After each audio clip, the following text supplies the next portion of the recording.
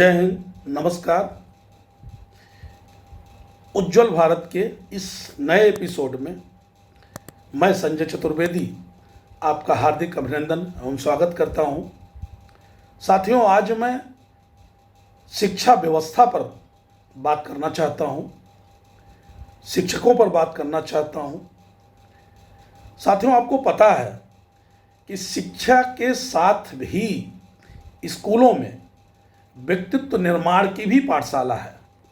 यहाँ ही भारत के भविष्य का निर्माण होता है और निर्माण करते हैं हमारे शिक्षक और अध्यापक। अगर बच्चा घर में रहता है तो माँ बाप उसके शिक्षक हैं, ज़्यादातर घर में रहता है। अगर वो बाहर निकलता है तो स्कूल के अध्यापक ही उसके शिक्षक होते हैं, उसके चरित्र का निर्माण करते हैं। स्कूलों में जो गुणवत्तायुक्त शिक्षा से मनुष्यता की एक पौध पैदा होती है। इसका मतलब साफ हुआ कि देश के भविष्य का निर्माण करने के लिए शिक्षकों की एक बहुत अच्छी अध्यापकों की एक बहुत अच्छी टीम का होना अति आवश्यक है। मैं बार बार कहता हूं, अगर अध्यापक और शिक्षक चाहें तो किसी भी बच्चे का भविष्य का निर्माण कर सकते हैं और उसको एक अच्छा नागरिक तो बना ही सकते हैं। मेरा कहने का मतलब ये नहीं कि वो आईएएस ही बन जाए, आईपीएस ही बन जाए, लेकिन वो ना भी बने और हमारा शिक्षक चाहे तो उसको एक शानदार व्यक्तित्व का स्वामी बना के एक भारत का सच्चा नागरिक तो जरूर बना सकता है। दोस्तों, अभी मुख्यमंत्री श्री योगी आदित्यनाथ जी ने एक और डिक्लेयर किया एक सभा में कि अब सभी अध्यापकों के, चाहे वो बेसिक हो या माध्यमिक हो या उच्च शिक्षा के अध्यापक हो, सबको फ्री हेल्थ की सुविधा दी जाएगी। और ये बहुत अच्छी सुविधा है। मेरे विचार से आप भी मानेंगे कि अध्यापक को टेंशन फ्री होना चाहिए। उसके पास एक ही काम होना चाहिए, बच्चों के व्यक्तित्व का निर्माण करना, और किसी टेंशन नहीं होना चाहिए। और ऐसा हो भी रहा है। आज एक माध्यमिक या बेसिक शिक्षा के अध्यापक को, शिक्षक को 50,000 से लेके 1,00,000 रुपए तक का वेतन, उच्च शिक्षा पे तो बहुत ज़्यादा वेतन दिया जा रहा है। हेल्थ बेनिफिट की एक दिक्कत थी, क्योंकि बीमारी में बहुत पैसा लग जाता है। उसको उत्तर प्रदेश के मुख्यमंत्री जी ने बहुत अच्छे समय में, अच्छे ढंग से उन्होंने उसको भी ले लिया, अपने सरकार के लिए ले लिया।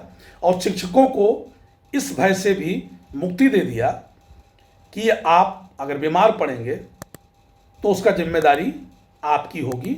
ऐसा नहीं होगा, ये जिम्मेदारी भी सरकार की होगी। दोस्तों, आपको पता है उत्तर प्रदेश में स्कूलों का क्या स्थिति है। बदहाल व्यवस्था है, स्कूल की बिल्डिंग जर्जर है, ढंग से वहाँ पे पढ़ाने के लिए जगह नहीं है। लेकिन फिर भी मैं बार बार कहूँगा कि हमारे अध्यापक और शिक्षक चाह जाएं तो कुछ भी, कहीं पर भी वो बच्चे का व्यक्तित्व निर्माण कर सकते हैं। मुझे एक छोटा सा उदाहरण याद है, बहुत पहले की बात है। हमारे एक रिलेटिव थे, उनका बच्चा नहीं पढ़ रहा था, लगातार छोटी क्लास में फेल हो रहा था। और उस समय के वहाँ एक शिक्षक थे जो साइकिल से चलते थे, और चलते क्या थे, वो साइकिल पर कुछ बोलते हुए चलते थे, जिसको कहा जाए बड़बड़ाते हुए चलते थे, हाथ हिलाते हुए। लेकिन वो उनके बारे में मशहूर था कि जिस बच्चे को ये हाथ में ले लेंगे, जिस बच्चे का ट्यूशन ये ले लेंगे, वो बच्चा बिल्कुल काबिल निकल जाएगा। और ये मेरी आंखों देखी बात है। मैंने देखा उस बच्चे को, उन्होंने बड़ी मुश्किल से, वो तैयार नहीं हो रहे थे, बहुत कम ट्यूशन फीस में वो तैयार हुए और उन्होंने उस बच्चे को अपने हाथ में ले लिया। मैंने देखा 4-4 घंटे लगातार, कोई टाइम नहीं देखते थे, वो पढ़ाते रहते थे। और आज या उस समय उस बच्चे को एक बहुत अच्छा व्यक्तित्व का निर्माण हुआ और वो एक बहुत अच्छी सरकारी नौकरी आजकल कर रहे हैं, अधिकारी स्तर पर हैं। मैं ये बातें सिर्फ इसलिए बताया कि ये रोना जो रोया जाता है कि संसाधन नहीं है, वहाँ पे व्यवस्था नहीं है, ये सब बातें बेमानी हो जाती हैं अगर शिक्षक खुद इंटरेस्ट ले ले तो। अगर उसको ये ना ले कि तो हमारा काम है, करना है, नौकरी कर रहा हूँ तो करना है, अगर ये लाइट वे में न ले, अगर अपने आप में ले ले कि मुझे निर्माण करना भी है, बच्चे को सही करना ही है, तो वो कुछ भी कर सकता है। इतना जबरदस्त ताकत होती है एक शिक्षक में। माँ बाप के बाद मैं बार बार कहता हूँ कि सबसे ज़्यादा समय बच्चा एक शिक्षक को देता है, वहाँ से सब गुण दोष वो सीखता है, और अगर उसको वहाँ से अच्छी शिक्षा मिल जाए तो भारत देश या किसी भी देश का भविष्य बहुत उज्जवल हो जाएगा। मैंने ये बात इसलिए कही कि तमाम चीज़ों पे कुछ शिक्षक ऐसे हैं, जैसे अभी ये निर्णय हो रहा है कि ऑनलाइन अटेंडेंस लगाया जाए, बच्चों का भी टीचरों का, उसका भी लोग विरोध कर रहे हैं, कुछ लोग विरोध कर रहे हैं। अगर कहा जाता है कि सबके साथ सबको इसमें जोड़ कर रखा जाए, साथ में चला जाए, ऑनलाइन बच्चे भी आएँ, टीचर भी आएँ, तो उसका भी विरोध होता है। अगर स्कूल में उत्तर प्रदेश में जहाँ पे संख्या बच्चों की कम है, उन स्कूलों को किसी से मर्ज करने की बात आती है तो उसका भी विरोध होता है। लेकिन ये कुछ चंद लोग हैं जो इसका विरोध करते हैं। अन्यथा आज जितने भी बड़े बड़े अधिकारी हैं उनसे अगर आप बात करिए तो तुरंत किसी न किसी एक शिक्षक का नाम लेते हैं कि इन्होंने मुझे ऐसा बनाया, ऐसा उत्साह दिया, ऐसा पढ़ाया कि आज मैं इस पोस्ट पर हूँ। तो मैं उन शिक्षकों से ज़रूर अपील करूँगा जो इन तरह की चीज़ों में, यूनियन में विश्वास रखते हैं, अगर कुछ ऐसे हैं, लेकिन जो हैं, जो ज्ञान देने के लिए तैयार रहते हैं, वो अलग बात है कि अड़चन आती रहती है। आजकल के माँ बाप भी वो नहीं रह गए हैं। बच्चे को अगर जरा सा कोई टीचर मार दे, कुछ हल्का सा सजा दे दे, तो उसका विरोध करने स्कूल पहुंच जाते हैं। मुझे याद है पहले के माँ बाप कहते थे कि उसको और ले जाओ, मारो बहुत कायदे से, तब ये पढ़ेगा। टीचर पर विश्वास रखते थे। और उस समय के अध्यापक आप याद करो, वो पीट भी देते थे, बढ़िया ढंग से पीटते थे, लेकिन उसके बाद भी बच्चा उनका पैर छूता था, क्योंकि वो बच्चे के मन में अपने प्रति ये विश्वास बैठा देते थे कि हम जो कुछ कर रहे हैं ये तुम्हारे लिए कर रहे हैं, तुम्हारे चारित्रिक निर्माण के लिए कर रहे हैं, तो बच्चा उसको बुरा नहीं मानता था। लेकिन अगर आज पढ़ाई का ये है कि हम एक अपना नौकरी का पार्ट अदा कर रहे हैं, तो बच्चा भी उसी हिसाब से पढ़ाई करता है। तो बजाय जितना भी दोष दिया जाए, स्कूल कॉलेज खराब है, लाइट नहीं है, नेट नहीं है, ये सब बातें सही हैं, लेकिन उसके बाद भी अगर शिक्षक चाहे, जो कि अब अच्छा खासा हैंडसम अमाउंट पाता है, अच्छी पोस्ट पर बैठा हुआ है, सब कुछ उसको सुविधा मिल रही है, सरकारी नौकरी का नाम हो जाता है, उसके बाद भी अगर वो शिक्षा के प्रति समर्पित नहीं है और बच्चों को एक अच्छे भविष्य के लिए तैयार नहीं कर पा रहा है, तो कहीं ना कहीं उसका भी कुछ लोगों का जरूर दोष है।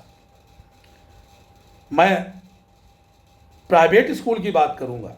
आज सरकारी स्कूल में अगर किसी को कुछ कहा जाता है कि हमारा बच्चा सरकारी स्कूल में पढ़ता है, तो लोग उसको हेय दृष्टि से देखते हैं, अरे इसका बच्चा तो सरकारी स्कूल में पढ़ता है। ये दाग भी हमारे अध्यापक चाहें तो मिटा सकते हैं, क्योंकि उनके बच्चे खुद नहीं उसमें पढ़ते, उनके बच्चे भी बाहर पढ़ते हैं, प्राइवेट स्कूलों में पढ़ते हैं। मुझे लगता है ज्ञान के मामले में, चारित्रिक निर्माण के मामले में जो सरकारी स्कूल के टीचरों के पास गुण है, वो शायद प्राइवेट के पास नहीं है।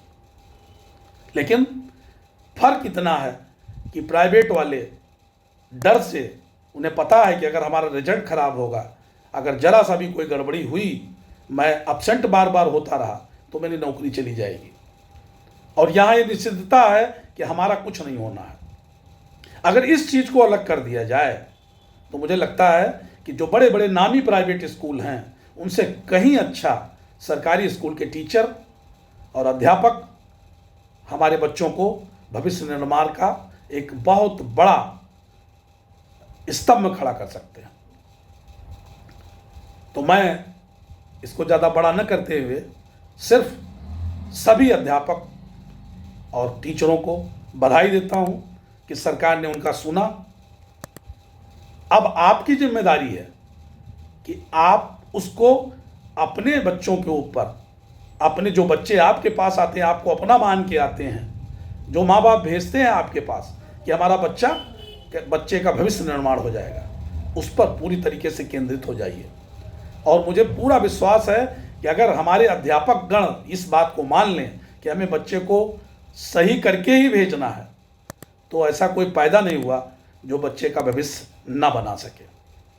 मैं साथ में माननीय मुख्यमंत्री जी से भी चाहूँगा कि कुछ प्राइवेट स्कूलों के टीचरों को भी देखा जाए। जो छोटे छोटे स्कूल हैं, बहुत कम सैलरी में उनको शिक्षा का व्यवस्था करना पड़ता है, उनका परिवार नहीं चलता, उनके बारे में भी मुख्यमंत्री जी जरूर सोचें, क्योंकि ये शिक्षक इतने महान काम करते हैं। ये खुद महान है तभी महान काम करते हैं। ये देश के बच्चों का निर्माण करते हैं, भविष्य का निर्माण करते हैं। इनको जितनी सुविधा दी जाए, ज़्यादा से ज़्यादा दी जाए और इनसे गुणवत्तापूर्ण सर्विस भी ली जाए, शिक्षा भी ली जाए। इतनी बातें शिक्षक के बारे में, शिक्षक स्तर के बारे में बात करना था। वीडियो बड़ा हो जाएगा। जय हिंद। फिर मिलते हैं अगले एपिसोड में।